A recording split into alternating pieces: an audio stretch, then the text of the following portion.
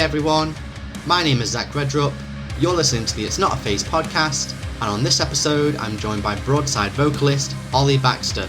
We talk about the band's fourth album, Hotel Bleu, the concept that surrounds it, bringing on guest features for the first time, his changed mindset and lyrical approach nowadays, the important message in their first ever ballad, being a fan of hot and spicy foods, and loads more.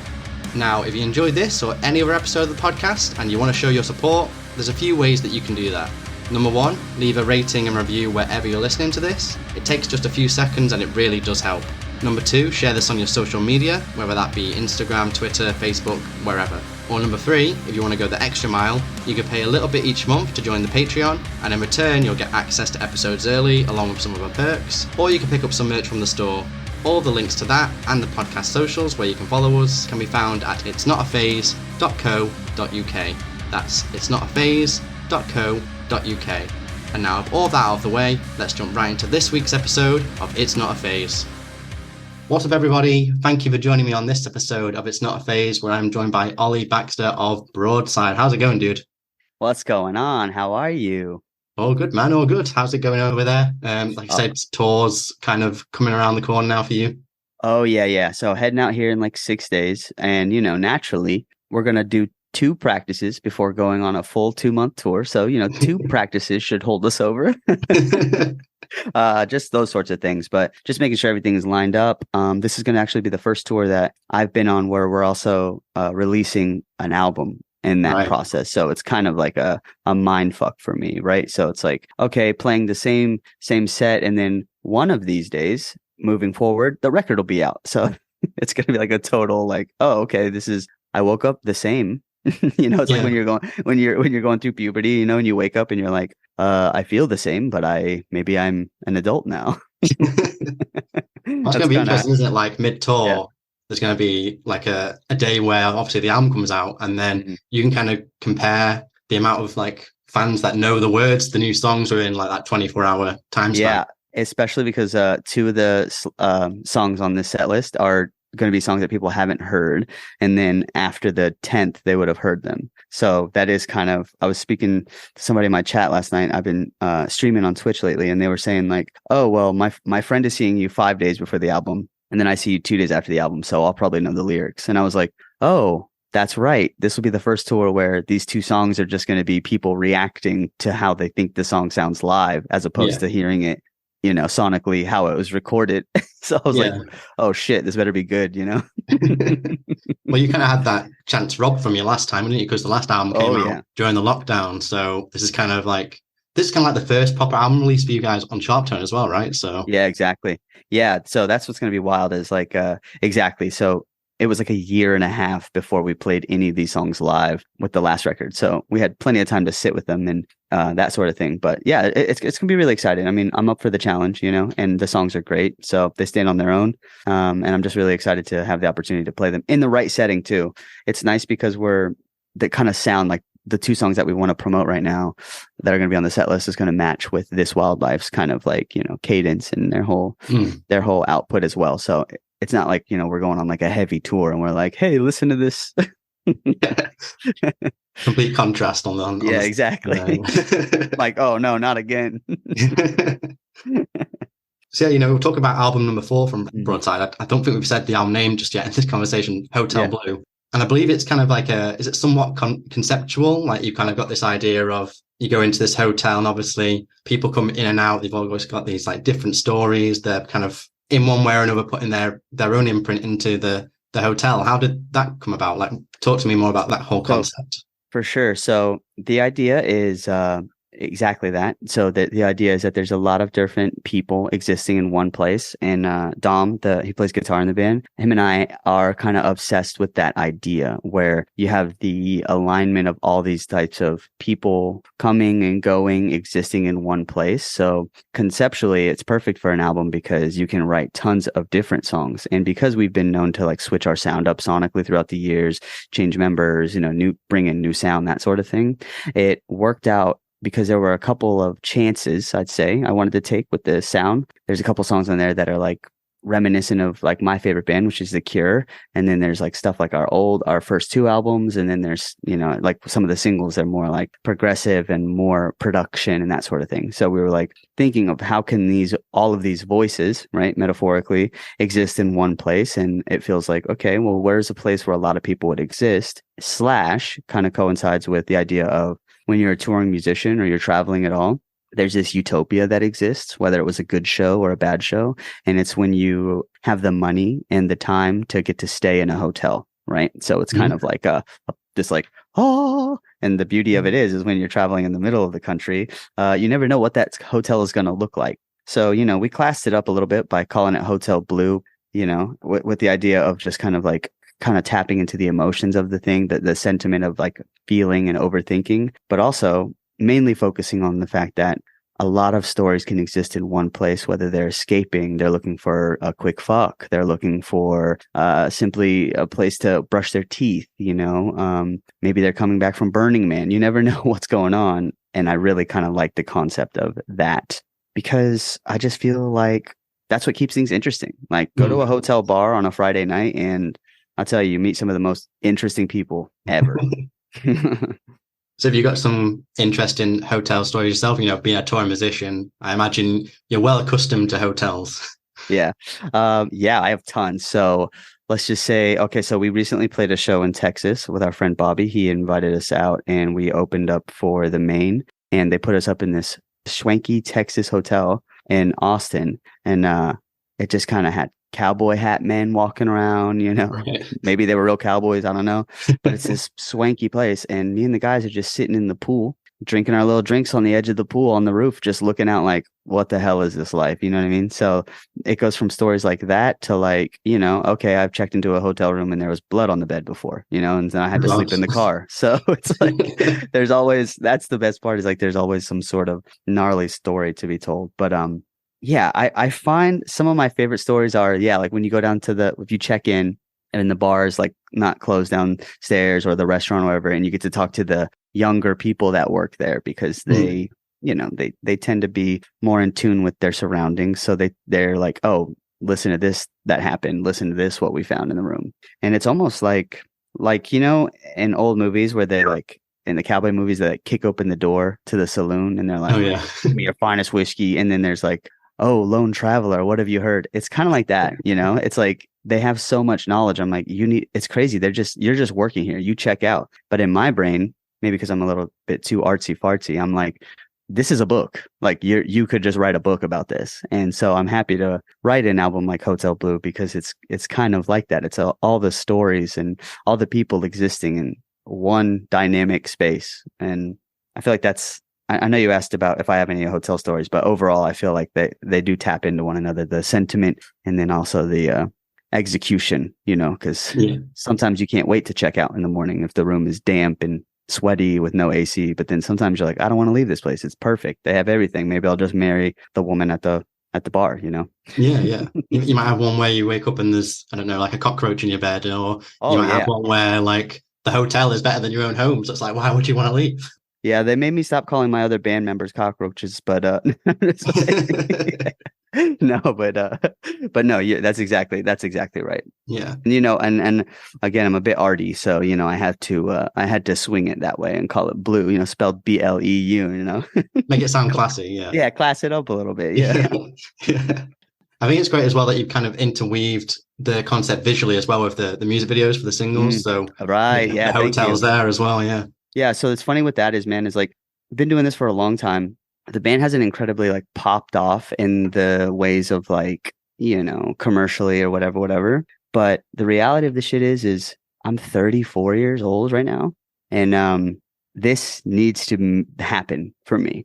I've never had a plan B and I want this to happen. So, I look around, you study other bands, see what they're doing. I believe as a band, we are original and unique, and I love our sound and our music, but we've never had a gimmick, right? We're just kind of like just regular ass dudes, you know? Yeah. So we were like, how can we tap into a gimmick or a marketing thing that kind of helps? So the hotel thing works out for us. And then we've each individually chosen like a color to kind of represent, right? There's only 3 of us now. So we got blue, orange, and green, which are on the cover of the album. And we were like, let's just kind of go down that route. And also it helps when we're on tour and you don't have to go through your damn suitcase and look for, you know, a cool shirt to wear. You're just like, oh, if it's blue, throw that thing on. Yeah. So that's kind of where we are with that too. Like with the marketing of the whole thing is like, all right, hotel based and then the colors. And we're going to hope that, you know, that kind of helps, get the message even further. You know, maybe if somebody's just walking by or clicking on the video, they go, oh, my brain understands this. Maybe I'll give them a chance, you know? Yeah. That's kind of what we're hoping for, at least. Yeah, well, especially nowadays with, you know, people having short attention spans and so many bands that are out there, you've kind of got to think of the visual and conceptual aspect of the band. Like, you could write the greatest songs in the world, but if people don't know, like, listen to those songs, then what does it matter? That's the biggest thing, is killing the ego of how good you think you are versus what makes somebody good.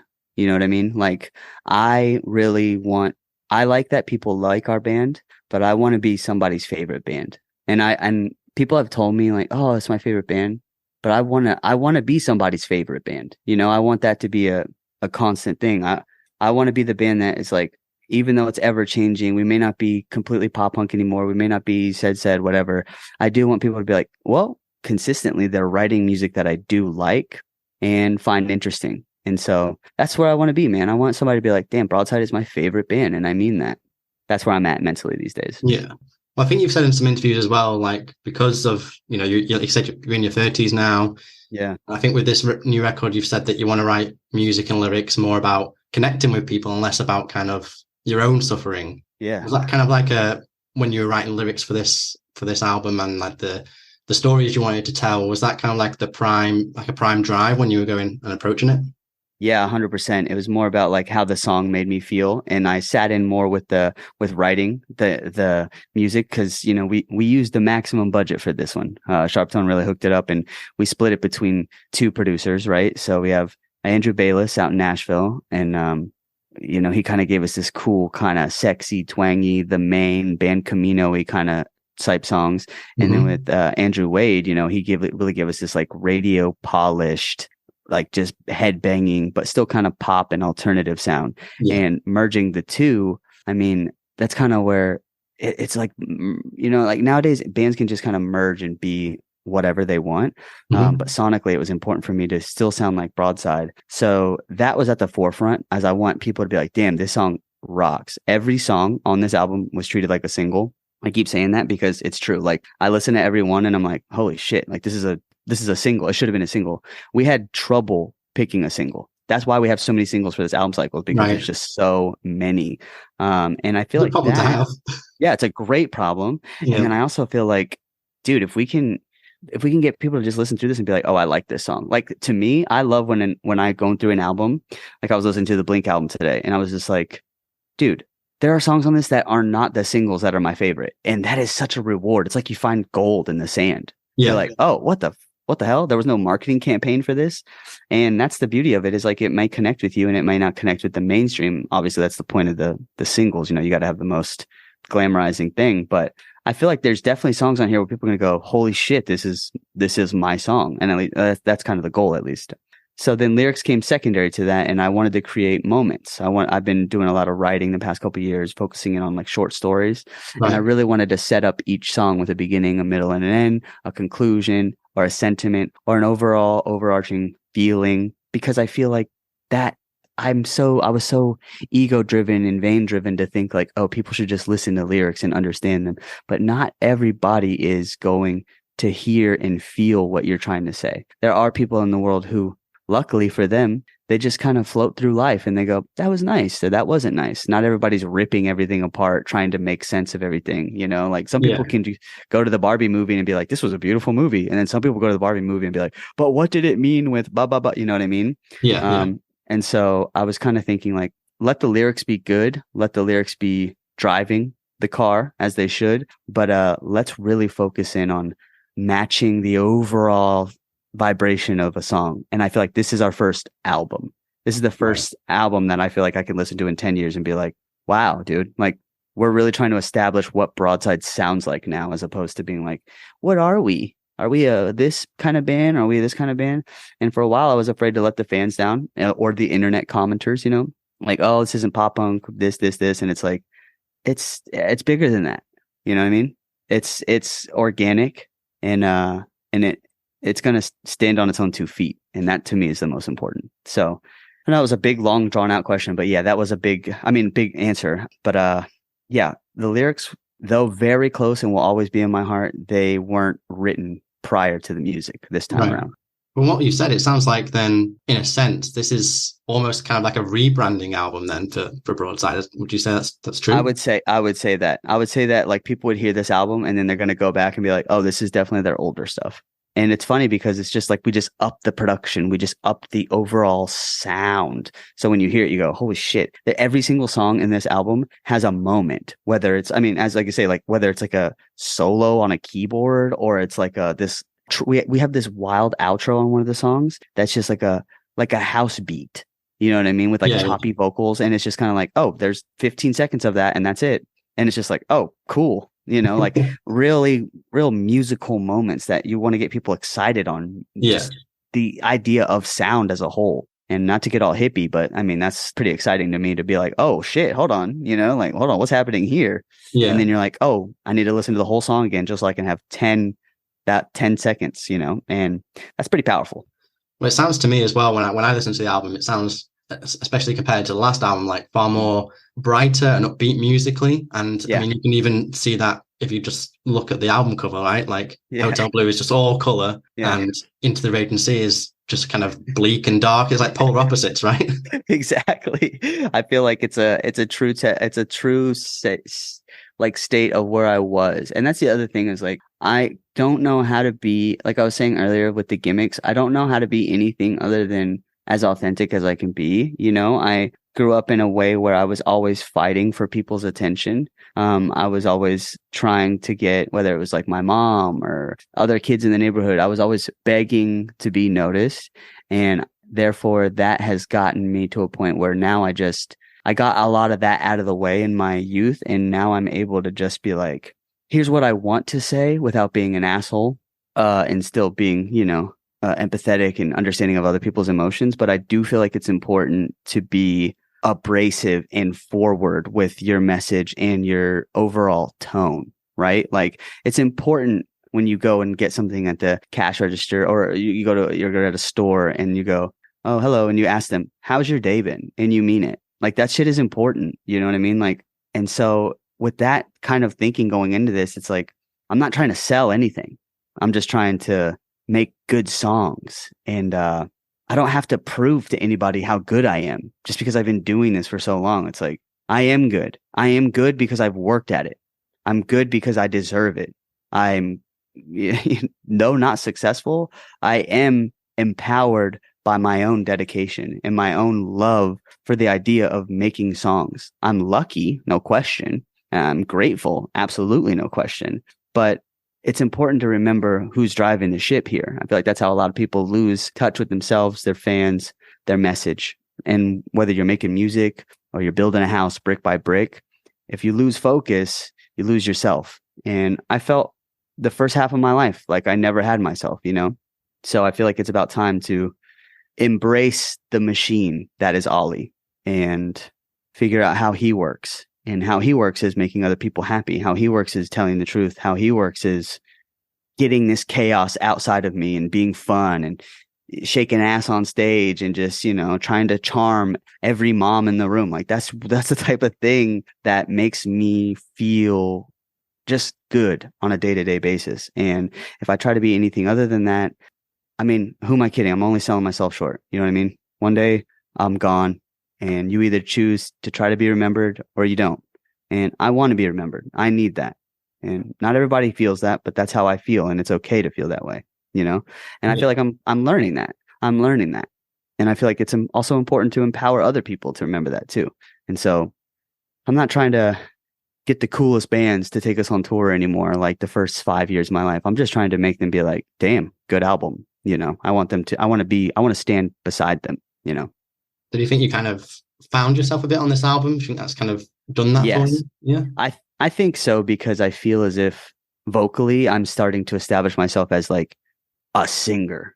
Like people go, all right, whether you like it or not, you're not going to tell me that I'm a bad singer. I mean, that's just the way it is. And that's because a good singer isn't even about sounding good. A good singer is about knowing his tool. I finally feel like I have an instrument to provide to these songs, as opposed to just like yelling or saying something insane, or like I'm writing good fucking catchy choruses now. Like I'm out here, you know what I mean? Yeah. Like I'm thinking about the whole prospect. It's not just like, well, my lyrics were good, that song is just bad. I'm not even thinking like that anymore. Like we have songs on this album that didn't even make it to the album. Like we have 3 songs that we recorded. We're just like, man, that's the first time ever in the history of this band that we've been able to do that. That's a good thing. When you're overshooting, it's fantastic. It's usually like, oh, I guess we need to write one more song. And that's how I personally find when I go back and listen to the albums, I remember, and they always stick out to me. This is the song that was written with 4 days time in the studio, and we just had to put it on the album. It'll never be on a set list. It'll never be this, but that's also the luxury I have with doing this for so long. With the 4th album, I have the opportunity to kind of edit, pick apart, evaluate, and be like, I think this is what our fans will like. And that's the other thing, is like, because we can say that, fans, I can be like, this one's for y'all. Like we have an entire song on the album. What have I done to deserve? And the lyrics are, what have I done to deserve your love? I'm not worthy. I'm not worthy. And it's literally just about like fans. It's just about people liking us. And you take a simple concept, you turn it into an entire fucking song. Like that's rad. And I can do that because we've been doing it for 10 years, because I've met these people at Warped Tour, in the rain, in the fields, outside of venues. Even when they're like, yo, this new album sucks, I miss old guitar player, I'm still there. I'm the one reading that. I'm the one seeing that. I'm the one communicating, So that's the only type of thing that comes with time and just trying things out, man. So I just hope that it translates in ways that elevate us to the next. Because the whole thing was we wanted to do, bigger stuff, to do bigger rooms, to impress bigger bands. And unfortunately, that's going to be a little uncomfortable. It's going to kind of have a new sound. It's not going to be the coffee talk that you may know. It's not going to be this or that. But if you're here with me and you're rocking with me and you've been with me, you understand and embrace the power of change within and also in the music that you like. That's what I hope, at least, Yeah, I mean, as long as you're being genuine with the music you're making, like if you wrote the first album again, like it wouldn't be genuine, and so would the fans. Right. So why would you do that? Why would you want to perform songs you don't even like? Yeah, and that would be heartbreaking. It'd be like I was in a play. It's like, what, I sleep in a van to pretend? That's insane. Like touring's still hard. It doesn't get easier just because I don't know. Maybe it does. I don't know. I've never been on a bus. Maybe if I was on a bus, I'd be like, actually, yeah, fuck them kids. I'm sure you'll upgrade soon with this new record, dude. Yeah, I feel like it could take us, and I appreciate you saying that. Well, this album has, quite a few firsts for you. One of them being, this is your first album with guest features, which, really adds like an extra flavor to certain songs. I mean, you've got Brian from the Home Team on there on the song Cruel. You've got Josh from Magnolia Park on Bang. Yeah. You've got Devin from Honey Revenge on there as well on Lucid. What was it like kind of bringing them into the album and kind of putting their imprint on the record? So I was, it's funny because I was always like, what would it be like to have another voice carry? Because there's a lot of things you got to think about. Like, I've been on tour with all 3 of those bands, and we've performed some of the songs together live in the more recent times, and it's been exciting. But we're not going to tour with all those bands for the rest of our life, so it had to be a thing where I recorded it first with my vocals, and I was like, this is sick, and then we got a feature afterwards. Right. So I felt like that's important. Whereas it's like, you don't want this like amazing feature, and then you try to replicate it with your own shitty voice. Yeah, that's true. But I'm not saying that I'm capable of their things. I'm just saying like a voice is, it's I made it so I didn't shoot myself in the foot, for lack of better words, on that end. So that being said, that's the base standard. So everything they added after that is just like incredible. Like, they're individual, they feel unique. I felt like it was really cool to have Josh because, the pop punk levels, like they're up and coming, they're crushing it right now, doing the whole pop punk thing. And then just to be around them, they're all excited about touring and doing some of their first big tours. So it's just like really inspiring. And I was like, oh, this would be sick to have you on this song. He crushed it. And then, yeah, of course, I needed to get Brian. I needed him. I just heard that voice and I was like, I gotta have that somewhere. It's so cool and casual and sexy. And I was like, all right, I need that voice. And then we talked about it when we toured before with This Wildlife. We all toured together. I think it was a couple of years ago, maybe 2 years ago or something, but we chatted about it. And then when the opportunity came, and it was again within the budget, I was like, hey man, would you be down with this? He was down. He filmed his part in Seattle or out west. He filmed that for us and sent us the footage. And then with Devin, that song was written with Andrew Wade, and he was like, I really feel like we need a female vocalist on this. And I was like, sick. Who do you think? And then so we've thought about a couple people, and really it just came down to we should have Devin do this. And it was after the tour, and reached out to her, kind of sent my vocals that were already recorded. She came back and with this gnarly run and this crazy, beautiful, and just like as soon as you hear her voice, I was like, oh, it's incredible. And so all of them were just added elements at the very end, budget allowing, and also just being friends with them, touring with them. And I accidentally happened to catch 3 of the coolest voices I personally feel like right now in the scene. And so, and I was just like, I still feel giddy about it. I'm like, oh, it feels like I can't, like Pokemon or something. Like, I can't believe that like they wanted to be on a Broadside song. And then on top of that, like it takes the song to a whole new exciting level. And I was like, yeah, that's why I was like single, because I was like, I just can't believe this. Like, it's not often I get to sit back and listen to our songs sang, sung from another mouth. So to hear that, I was like, I don't know, it just got me really excited and made me really confident. And then on top of the flair that each of them added, it was just like, I don't know, I feel honored to be able to sing on the same songs as them, and then I forget, oh shit, those are our songs. Yeah. Well, I think it's cool as well that all 3 of them are kind of up and coming bands, and you've given them kind of a chance to have a spotlight on your album.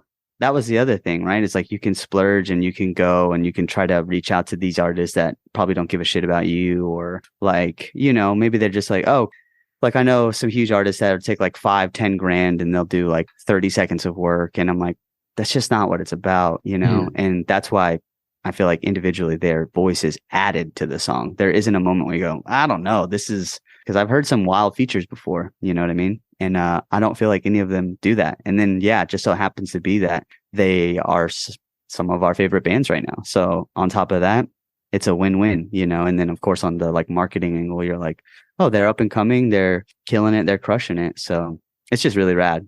It just all worked out in a way, and I guess that just kind of speaks more on us. Like, it's never like a let's do this and it'll get us more of this. It was kind of just like, hey, we can afford to pay people to be on our songs. Who are the coolest people we know? Yeah, and like you said, they're friends of yours, and right. You're not just getting the feature for the sake of having the feature, right? It's right, yeah, exactly. They put a personality and flair on the song. Yeah, like I could text any one of them right now and be like, what's up, fool? So that's I like that sort of, comfort. And also it shows camaraderie to the scene, which is important because, you don't want people feeling there was a entire wave of the scene in that type of music where it's just like, are they friends? Do they like each other? Like some bands have so much fucking ego. It's crazy, man. And obviously I'm not going to name any, but like, they're just too cool. They want you to know they're too cool. They want you to know you can't afford them. They want you to know that they wouldn't even watch your set if you were playing the same show. Mm-hmm. And that shit is gut wrenching because all you want to do is when you first start being in a band, bro, you're in a band because you listen to bands. And when other bands treat you like shit, it's so demoralizing. Oh, I mean, we've been through it. Don't get my old ass started on that. Let's not throw anyone under the bus just yet. But yeah, no, it is nice that we're still friendly with them. And then also they're just, like I said, maybe I'm friends with them because their voices are so good. And I was just like, I gotta be around you, I gotta know you. So, but however it worked out, it worked out for the best. And I was really grateful to have all 3 of those features on the album. Yeah, definitely. Like I said, they've all got their own like unique touch, don't they? So they bring their own personality to the songs. It's like the Power Rangers. I got them all together, Well, another first on the album is, the closer Blue. I think that's the very ballad from Broadside, really, you could say. And I know lyrically it's, a sensitive song, really. Like it's a very probably difficult for you to kind of go back to. And what was kind of like, was experimentation and kind of delving into these other things? I think you mentioned it earlier that you wanted to try new things and... Oh, yeah, absolutely. So Andrew Bayless was like, I think we should write a ballad. And I was like, what? What's a ballad? And then he was like, he showed me the Day to Remember ballad. He showed me all these things. I was like, okay, I see the point. And he was like, the thing is though, it has to be sentimental. And I was like, okay. And he was like, it has to be close to you. It has to be real. If you do a ballad with kind of fake imagery or anything like that, it just kind of comes off as like, like you're trying to just get like attention or, a bit cheesy sometimes. You're right. A bit cheesy. And I was like, okay, fair. And so really tapping into that, it's probably one of maybe two songs that is personally about my life. And so, a couple years back, my fiance was diagnosed with breast cancer, and it was like the worst time of my life, and obviously hers. And it was so isolating and crippling to be in a situation where your fate is up to a phone call. We got a phone call on the highway, and they were like, hey, just so you know, that lump on your chest, it's cancer. And it's like a ping in your ear, and you're just sitting there and you're listening to the speaker, and all of a sudden the man on the phone, the doctor, he just starts saying a prayer. And it was just so like, oh, like this is what happens. And that's probably the hardest part, the chemo and helping her shave her head and everything like that. Like that's all, of course, like steps to healing and progression and like naturally what you have to do in order to kill the tumor. But the hardest part was knowing that a stranger was just like, hey, sometimes this is the end for this person. And to hear that, it was just like, oh my God, like I've written the songs that have done the best with Broadside have been about her. She's been about, our first date is Coffee Talk, Heavenly is about her. I Love You, It's Disgusting. Our ukulele song is about her. She's in the music video. And now it's like, oh, everything that I've written about and learned how to love and learn how to write a love song about, suddenly this person might not be around. Yet still I had to continue touring and this sort of thing. So the idea behind Blue I wanted to write from a sentimental place, and I wanted to share that experience because I feel like a lot of people feel very isolated and lonely when they get this type of news because you can't understand that other people have also experienced that. And though there's resources and tons of information you can get access to help, and there's therapy and that sort of thing, there's nothing that ever replaces that feeling of what if I lose my best friend. And so I felt it appropriate to not write a ballad like a love song, but a ballad of, I love that you exist. Like, I love that you're here, sorry.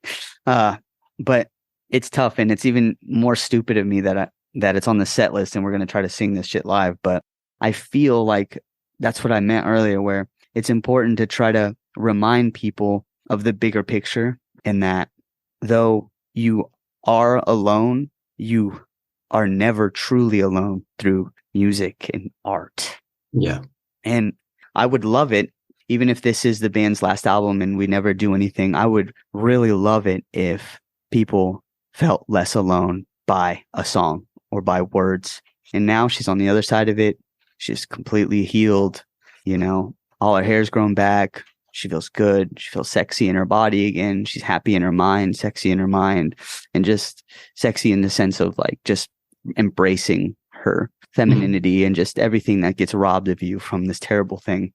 And so it's good. But that feeling of like, you can go one day with whatever it is, and then mere seconds, it could be taken from you without even knowing how it got into the body, without even knowing any of this information. And suddenly you don't become a person that's living day to day. You become a person that's holding on. And it's just like, it's the hardest pill to swallow, I think, is to be reminded that you're only human. And that's probably the worst reminder. And so I feel like writing a song like this, to me and to her, it felt appropriate to continue sharing the aspects of my love for her, but also my love for anybody going through something like this. Like people like the other songs because they love. They want to feel that feeling. And this, I just feel like we also have lost people, and anybody that's ever lost someone, I feel like could understand what it's like, the feeling. And that's what Blue is. It's waiting by a phone. It's looking at an ocean. It's looking for yourself in material things, physical things, and just not feeling the same connection, because the idea of the only thing that's ever made you feel good about yourself could potentially be gone one day. And that's like, it's gut-wrenching, because you can have $1 million and still feel lonely if you lose the reason why you made $1 million, you know, or the reason why you wake up every day. And so it's putting a lot of faith into the idea of love, which a lot of people do, not just hopeless romantics like myself, but it's the idea of like anything, anyone. Maybe it's your grandmother, maybe it's this or that. And it's just like just saying forever without you it's like forever. And so I felt like it was really important to get that across in the song. And I feel like we did. And I feel like it's a beautiful song, and we recorded it like in like 3 hours. And afterwards I heard it, I was like, this is just great, sentimental, and it hurts to hear. It's hard to hear, especially if you're in that sort of lore and of Sarah, her name, but also just anyone. I feel like that's one of those things where you could listen to like, oh, if you've missed or lost or loved or wondered, it's kind of a song about exploring that, the isolation of being trapped in your own head, in your own, the pain of accepting that loss is forever. And that's a hard thing to do. And artists have tried to do that through murals and songs and dance and stuff for years. And yet it's one of those subjects that's like, oh, it still gets you. There's one rule in this world, and it doesn't matter what you look like or what you sound like or what you think about or how you spend your free time. And that is that you will someday not be here.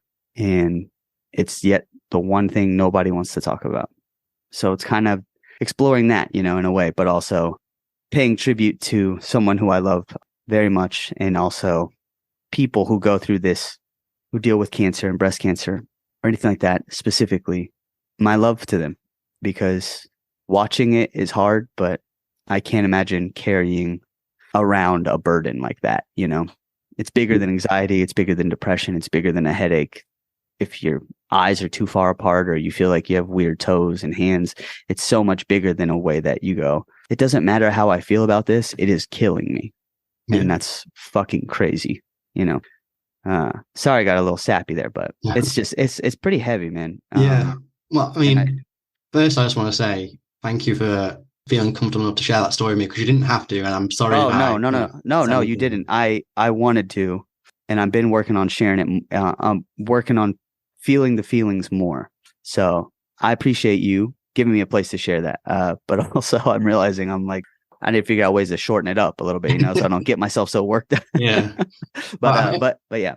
Well, it's a beautiful message in the song, and I agree with you. Like, it's very brave of you to share that, and I think it is important that, you know, these are difficult topics to talk about, but we do have to talk about them sometimes, because I think that's what makes it easier to kind of address those issues. I mean, me, like you and anyone else, pretty much anyone else, you know, we've been affected by cancer in some way. Like, one of our friends or family members or whoever has been afflicted by it. So, like I say, I want to thank you for sharing that, and it's very brave for you to do that. And I'm sure it'll be difficult when you play it live, but I'm sure it'll get easier. It'll certainly get easier. And I feel like it's for the greater good. I feel like ultimately, if it makes people feel connected or just think about a loved one, or even to generalize and speak about the concept of like, or even the idea of like, what does someone mean to me? Right. I feel like that's a good conversation and a message that I stand proudly behind. And it's another one of those things that I took as an artist, where I always make this joke where, and I've sang about it, where I say, oh, I've sold all my sadness.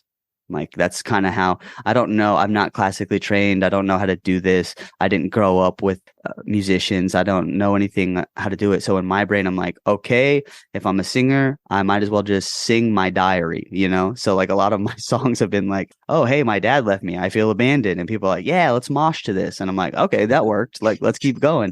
So, but this is, I feel like, to me, it's like a bow. It's a light bow, and that's why it ends the album. It's a fun, cool album, and in the very end is also just like, here is a homage to a feeling that, whether we like it or not, you're going to experience it at some point in your life. The feeling of loss, and it's hard, and it's always going to be hard. But that's what makes the opposite end of it, love, birth, joy. That's what makes all those things exist, because on the other end of that, it's the very worst, you know? Mm-hmm. Well, let's pivot to something that'll make you feel a bit more cheerful, man. So I believe Broadside has now expanded its merch into hot sauce. Oh, yeah. Now that'll make me happy. Yeah. Tell me about that. What kind of hot sauce is it? So it's habanero blueberry. Nice. The thing is like, it's kind of like, it makes me feel as if we've achieved, it's like we won a damn Grammy or something. Like, I don't know why. I'm a big fan of spicy food. Right. I do know why, but the idea that we could put our name on a bottle of hot sauce and then sell it as merch, coming from a point where we could barely afford to print like 2 Gildan t-shirts with one single color, and the print was kind of shitty, and our boy did it in his backyard, to a point where we're like working with a local, hot sauce maker and branding the bottle and selling it as pre-order merch for the album. That's the type of shit that makes me just feel, I'll tell you, I destroyed my ego a couple years back, but it's hard not to be like, yeah, I got a hot sauce. Okay, watch your mouth. You know what I mean? But yeah, we're definitely trying to tap into more stuff like that. Like we're talking about maybe like doing like a woven blanket at some point. Just like some cool stuff, because like our fans have grown up, so like they're like, some of them, they're like, yeah, I mean, I could spend $90 on a handmade blanket or whatever, So, but then also just trying to just do more exciting things, because that's what using a label's budget does for you, so you might as well do that. Yeah, I mean, I'm a big fan of spicy food too. Like, if it's appropriate, I will put jalapenos in pretty much anything. So no, exactly, you're exactly me. Like, I try not to be disrespectful, but I'm like, all right, this is cool, but it'd be better if that thing was soaking wet in hot sauce. You know what I mean? So yeah, pretty much. I feel the same way. Yeah, but if I put Tabasco on it, I'll do that. Oh yeah. Oh yeah. What's your so where are you at now? What part of town are you in over there? Manchester in the UK. Okay. So the hot sauce options, they're kind of limited over there. Yeah. So what's your favorite kind of hot sauce? Have you been to Nando's over here? Uh-huh.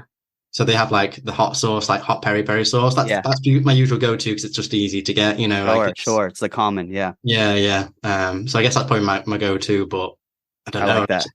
I've tried ghost pepper before. That's a freaky one. Yeah, that's a bit. I call them. There's like good hot sauce, and then there's novelty hot sauce. Novelty hot sauce to me meaning like they just want you to die. They just want you to breathe fire. You want some flavor as well, right? You don't want to. Yeah. You got to get some flavor in there. Yeah, exactly. Yeah. That's fun. Next time I see you, we're gonna do just a couple shots of hot sauce. Okay, we can do that. Well, if you come over here, there's like loads of great Indian restaurants around here, and they've got some like spicy stuff, so I can sort you out. There we go. Good to know. So what other plans? You've got this new album coming out. Mm-hmm. You've got tour coming up soon. What else is planned for Broadside for 2023 so far, and 2024 as well? So actually, November 1st, let's see. Okay, so we're going to have another single come out before, and that's actually going to be Blue. And that comes out 10 days before the album. And then the focus track on the day of the album is going to be Dazed and Confused. So that's just going to be the one that, like, when people are posting about it, they're going to put that track on there. I feel like it kind of really embodies that sort of exciting, kind of like one last time vibe right after we put the sad ass Blue, So you got 10 days of depression, and then hopefully, we bring it back up to spirits. An uplift, yeah. Yeah, exactly. Which I feel like, that's a good thing. Like, I like that our own songs make me enter a headspace of sad and embracing my true feelings. And I like that. I like being a person who has a lot of feelings. I like being a person that has a spectrum of feelings, because, like I said, man, I grew up with men who were just cold and empty or invisible. So I like to be I want to project myself as an artist to the world that is down to be fun and yell out the roof of the car at the beach at 3 a.m, but also I will sit and listen I will hear you out. So I like that this album does that, you know what I mean? So I feel like that's why it's important to explore that. We're human beings after all. And now everybody feels so psycho because everybody's trying to tell you how to feel or how to be famous or rich or sexy or cool. And I don't know any of that shit. But what I do know is that I got these crazy feelings inside of me, and I happen to know how to write a chorus. So one way or another, I'm going to get this out of me. It's like poison, you got to get it out. And that's why I'm excited, I feel like. So that's the balance of that. But as far as new stuff going on, yeah, we got the 2 focus singles. We announced a tour next year with Our Last Night. We're supporting them in the biggest rooms we've ever played in our life. So it's just like a huge opportunity. One of the venues is 3,000 people, which makes me want to throw up when I think about it. But hey, that's future Ollie's problem. You don't have to worry about that right now. Yeah, that's future Ollie's problem. So yeah, just really focusing on we're buying a bunch of stuff to make our sound better, like all that stupid gear that's like ridiculous, lots of money, but apparently it's gonna make us sound better, so that's what it's all about. Yeah, exactly. So just really focusing on that, making sure we're tight and consistent, and really just trying to just be ever present, and just focus on full album PR in a good way, not just like, oh, here's something heartless, here's something empty. Of course, there's going to be some of that stuff too, but then there's going to be the occasional opportunity when I get to chat with people like you and have real conversations. You know what I mean? Yeah, absolutely, dude. Well, it all sounds really exciting. I'm sure Hotel Bleu is going to catapult Broadside into the ranks that you deserve to be in, dude. So, thank you very much for your time. Really appreciate it. Before I let you go and enjoy your evening, any final words, anything you want to say, anything you want to plug? The floor is yours. So I recently started streaming on Twitch. You can find me there. It's Oliver. I'm very interesting and unique on there. It's just Oliver Baxxter. Okay. But the A in Baxter is a 4. Okay.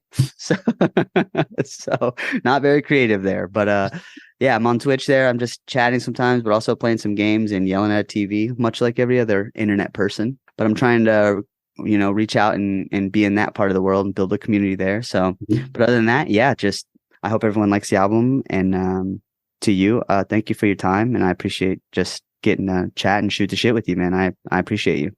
Thanks, dude. Yeah, it's been great to chat to you. When you guys come back over to the UK, we'll do some hot sauce shots, and let's go. We can nerd out about Final Fantasy as well. So you have no idea that those are 2 of my. Listen, I would marry you right now. Those are 2 of my favorite things. Okay, dude. Thanks, thank you again, man. Yeah, no worries, dude. Take care of yourself, and hopefully see you soon. Sounds good, brother. I'll talk to you soon. See you later. Later. And that is it. Thank you so much for listening. Again, if you enjoyed this or any other episode of the podcast, then please leave a rating and review wherever you're listening to this. If you want to support the podcast further, you can go and give it a follow on social media, pick up something from the merch store, or subscribe to the Patreon to get early access to episodes. All of the links can be found at itsnotaphase.co.uk. That's itsnotaphase.co.uk. Thanks again, hopefully catch you on the next one, and remember, it's not a phase, it's a lifestyle.